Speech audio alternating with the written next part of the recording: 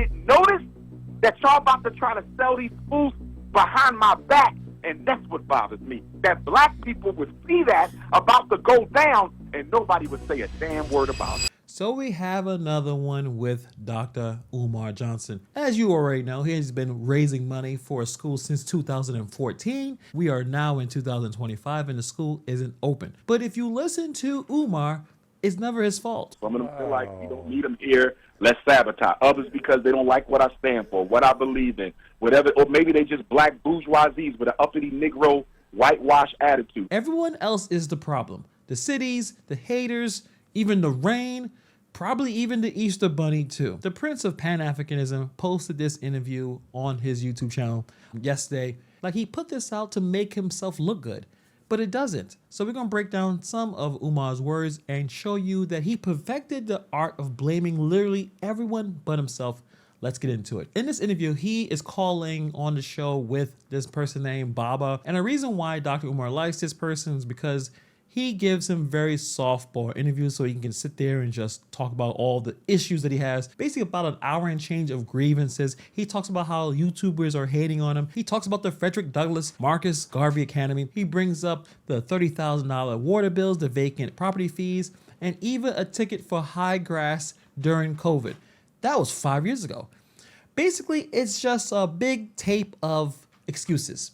So if you actually listen close, it's proof of really something else. Umar has mastered the blame game, even when the rain is out to get him. Rainwater. So let's break down some of the quotes from that interview. Let's start right from the top. Umar says the reason the school hasn't opened since 2014 is because, wait for it, YouTubers and bougie black folks. Yeah. That's how he opens this conversation. If you can remember, what started this entire process was an attempt to purchase HBCU St. Paul's College in Lawrenceville, Virginia, when it was put up for auction back in April of 2014. And so when I heard about that, I initially went to work to try to raise the funds to secure the HBCU St. Paul's campus. And from the very beginning, struggle streamers from YouTube, other haters, disgruntled former associates, black bourgeoisies, rainbow gangers, everybody, they contacted the auction company and they tried to prevent them from accepting our bid. We wasn't able to raise enough money anyway, so it ultimately didn't matter one way or the other, but I'm just bringing it up to let you know that the hate is as old as the project. So this man has turned fundraising into this Dr. Umar cinematic universe. You have haters on YouTube, the disgruntled associates, and the mysterious black bougie group. I guess the bourgeoisie group is like the Avengers, but broke. Here's the reality. If he didn't raise enough money back in 2014 to buy St. Paul's College, that's the story, end the credits. But Umar just can't admit that. Instead, it's a shadow army of struggle streamers plotting against him. Like people with a webcam and a Cash App are somehow coordinating with, I don't know, some shadow organization to block his school bid. The real villain isn't YouTube, it's the math. He doesn't have the money and the experience or the expertise. Sometimes it's not just sabotage, it's subtraction. And the funniest part, the haters that he talks about, most of them didn't show up until years after he missed the St. Paul's opportunity. They're reacting to the delays. They're not causing them. It's like blaming movie critics for your film flopping when the script wasn't even finished. That's the pattern with Dr. Umar. When reality doesn't fit the dream, Umar bends the reality. No school? It's because the money didn't add up. It's because the Illuminati of internet trolls made a phone call. If you ever heard the phrase moving the goalpost, Umar has built an entire stadium out of it. The man can't just say, we failed at stage one. I don't know what I'm doing. He has to rewrite it into some kind of conspiracy thriller. Right out the gate, he shows us what this whole interview is going to be about, dodging accountability. Because when you start your story with, it's the haters' fault that we didn't buy a school, you've already told us that you're going to be allergic to responsibility. Now check this one. He is literally beefing with water. Not the city, not the contractor, but with actual water. He says that Wilmington charged him 30 grand, even though no one is using the sink. All right, let's hear it. Let me tell you what it was for. $30,000 was for water. Baba, we don't use no water because nobody is in the school. I want the listeners to understand me. The city of Wilmington is trying to defunct our school through nonsense fees. I'm going to say it again. The city government of Wilmington, Delaware, and the Negro bureaucracy. So this is just, again, pure Umar Johnson. He makes it sound like the city of Wilmington has a guy hiding in the bushes with a hose just spraying his building for fun. 30 grand in water fees but no water sounds crazy until you realize what he's leaving out. Every property owner pays a stormwater and sewage fees. If you own a roof and rain hits it, it runs into the city drain and you get a bill. Doesn't matter if the faucet inside is bone dry. You're paying for the runoff. It's the exact same logic behind paying property taxes even if the building is empty. It's upkeep. But Umar spends it like he's a mayor himself, personally opened up a secret faucet in his basement. They're charging me for water I don't even use. No, guy, it rained. God sent that invoice. If you want to sue somebody, you may want to take it up with the clouds above. This is the fancy trick that makes his content kind of, I would say, compelling and interesting. This is the trick he used. He frames a really boring universal city policy as if it's a targeted conspiracy against him. That way, his supporters don't think, oh, this is normal. They think, wow, they're really out to stop Umar. They really want to stop this school. It's classic deflection. To be honest, I would like him to open up a school. I want to see what kind of facility, what kind of education he can give the boys in that area. So this idea that people are out to get him, that trying to stop the school from being open, it doesn't make any sense. If you're 10 years into a project and your biggest enemy is the storm drain, or is it the fact that the school is just not ready, nobody wants to donate to hear about the rainwater. They want to see the classrooms. They want to see kids sitting at the desk, learning something. Umar talks like he's battling Poseidon or something. So yes, 30 grand in water fees sucks, but it's not sabotage. It's just called owning a building. It's the same bill hits every landlord in Wilmington. Umar just found a way to turn this situation into some kind of persecution, which doesn't exist. All right, next up. He claims the city raised the vacant property fee from 5 to 12 grand just to block him. Remember, this is a city ordinance that hits everyone with vacant buildings, but according to Dr. Umar, it's a personal attack. Baba, they raised the vacant property registration fee up to $12,000 for this year. So if we don't get the waiver, that's $25,000. Nonsense fees, Baba. Nonsense fees. We would have given the city of Wilmington, Delaware, who ain't done nothing for us at all. See, this is where Umar proves he's not just fighting haters. He's also fighting basic logic. The city raised the vacant property fee for every empty building 5 years or more. Not just his school, not just his block, every property. But in Umar's head, in his world, no, the city council met up and said, how can we stop this one guy with the podcast mic? The most hilarious part about all this is the whole point of the fee is to encourage people to use their buildings. You want to avoid paying? Simple. Open the damn school. Occupy the building. That's it. Instead of focus on finishing the very last steps, Umar is on another radio show blaming City Hall. He's going to go to another speech somewhere in Switzerland where he gets paid to talk instead of taking care of his school. It's really genius spin when you think about it. He says it's gentrification. He says that they're raising fees to push black folks out. Because you know I get a lot of love down there. I've been getting hundreds of calls from the brothers and sisters who live in the Wilmington area because they're looking forward to the school for their boys, and they don't like this at all. And some of them are telling me that the city has done this to other black property owners. It doesn't make any sense because the rule hits everybody. The barbershop down the street, probably, that old warehouse, the abandoned corner store. Umar just acts like they rewrote the whole city code to target him. It's like complaining when the IRS is auditing you, even when everyone pays taxes. He's taking a general policy and personalize it into some kind of story about him being persecuted. That's the hustle of Umar, because supporters hear this and think, wow, they're really out to get him in this school. And instead of asking the obvious question, well, why haven't you opened a school yet? The city didn't invent the special Umar tax. They raised fees across the board. And if the school had been open already, you wouldn't have to be in this situation. So really the problem is not the policy, it's his procrastination. Open a damn school. So this is another wild quote from Umar. Umar says the problem isn't the white mayor, not all. It's the Negro bureaucracy. Translation, black folks working in the city offices are plotting against him.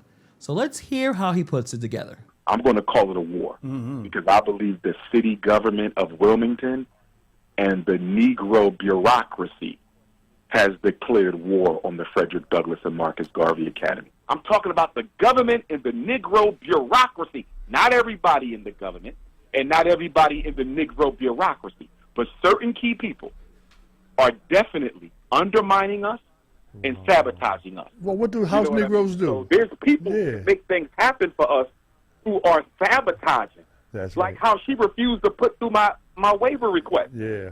That email I sent her October 14th, that was an official request for a waiver. So this may be the wackiest one yet. Umar's whole brand is black pride, black unity, self-determination. But the second his paperwork gets slowed down, suddenly it's the Negro bureaucracy. In other words, it's not the white mayor, not the city council, not the system. It's the black lady at the permit desk. That's the villain. So the irony is so thick that you can just build school walls out of it. He spends years talking about how we need to come together, then flips and says his biggest enemy isn't white supremacy, it's black employees doing city jobs. That's very convenient. I've noticed that many people, especially the grifters and scammers out there, when they don't get their way, they will blame the people that they're supposed to be taking care of, the ones that they're supposed to be looking out for. Because when they don't get their way, they react in any way possible. Everyone is the enemy when they don't get the things that they want to get. If the mayor was the bad guy, it would sound like a normal bureaucracy. But if he pins it against black officials, now it's betrayal, now it's drama. It's a clever deflection because it makes the problem personal instead of structural. The personal drama keeps people's attention. He even said that the city attorney, the secretary, is all black. He's living in some kind of like, I don't know, some Scooby-Doo episode. Like, I would open a school if it wasn't for those meddling Negroes. Here's the truth. Instead of traveling across the country doing speeches, if you're stuck waiting on approvals, you're gonna have to push harder. You escalate. You lawyer up. That's project management. But Umar turns every delay into some kind of sabotage, and instead of being the leader who solves the problems, he becomes the victim who narrates them. That's not building a school, that's more like building a soap opera. Either the Negro bureaucracy or the citywide cabal dedicated to blocking one man from opening a charter-sized building, or Dr. Umar is projecting his own failures onto whoever happens to be in the room. And judging by the last 11 years, I'm leaning towards door number 2. So here's another one. We talked about this, probably the first video that I put out. He claims that the city tried to secretly sell the school without telling him, just out of nowhere, boom, sheriff's sale. Let's see how he spins this one. Because I'm not letting this go. I don't blame you. They tried to steal our buildings without even telling us. I'm not letting this go. They're not communicating with you. And then at the last minute, they go and get a judgment on you and try to sell your building without you even knowing. I don't think we're the first. I don't think we're the first person. I think this is one of the scams. Allegedly, this is one of the real estate scams that the city is involved in against black people who own property in Delaware who they want to get rid of. Wow. The whitewash of black Wilmington is in full effect. According to Umar, the city of Wilmington was plotting to sneak sell this school building in the dead of night, like repo men for education. No letters, no notices, just one day, boom, there's a sale sign on the door. Here's how that doesn't make any sense. These sales just don't appear. They happen when bills pile up. Umar admits he owes vacant property fees and water charges. That's the foundation right there. You can argue that the city was slow in communication, and that might be even true, but you can't erase the fact that he was in debt. He owed money. That's why the property was at risk in the first place. You gotta think about it like your light bill. If you don't pay for months, eventually the lights go out. You can't just say the light company sabotaged me. No, bro, you didn't pay the bill. You may say the system might be harsh, but it's not a conspiracy. He has yet to truly prove that there's a conspiracy against him. All he really does is complain when things don't go his way. And the irony is, he actually did pay off a $30,000 water bill earlier, which shows he had the resources. So why not stay current? Why always let it build up until it becomes a crisis? That's not sabotage, that's basically bad management. Umar can't frame it that he's just a bad manager because bad management means accountability. So instead he turns it into sabotage. The city was trying to steal the school from the people. It's a better story. It's the kind of story that can continue to get you the cash apps and the Venmos that you need, the PayPals that you want. It keeps supporters angry and it keeps the money flowing. The truth is simple. Pay your fees and you keep your property. You don't pay them and city takes action. It's not glamorous, it's not dramatic, it's just reality. Umar makes it sound like it's some kind of suspense movie when it's just unpaid bills. Once again, the man can't take accountability, so he spins drama instead. And this is another one. This is my personal favorite. So Umar says during the COVID lockdown where everyone was stuck inside, Wilmington gave him a ticket for high grass. And in this world, that wasn't just a city bureaucracy being annoying. This was pure sabotage. Check it out. Even if it is, Baba, even if they say giving out tickets during COVID is an essential function of the city, I was not allowed to come outside because the president said nobody comes outside. That's right. That's right. So how in the hell are we getting a ticket for high grass, uncut grass, when I'm not allowed to go outside to cut it? So this is just comedy gold. Again, this is 5 years ago. This guy's still complaining. So Umar makes it sound like the CDC in Wilmington had a joint task force to monitor his lawn. It's just hilarious at this point. Here's the reality. Cities still send inspectors out. People got tickets for trash, parking, grass. Was it fair? Not really. But Umar frames it like there's some kind of government conspiracy using COVID to target his property. I mean, forget the rest of the stuff, the pandemic, the hospitals, all the nonsense that we had to deal with, all the issues with the jab. In Umar's head, the city's top priority was in his front yard. It's such a stretch it becomes hilarious. Instead of saying, yeah, that was a dumb city policy, he makes it into another chapter in this saga of him being persecuted, him being a martyr. Because in Umar's head, nothing is random, everything is sabotage, even the damn grass. So here's the pattern. No matter what happens, Umar is always a victim. Didn't raise enough money? Blame the haters. Bills too high? Blame the city. School still closed? Blame a lot of conspiracies. At no point do you hear him say, I could have done this better, or I should have managed this differently.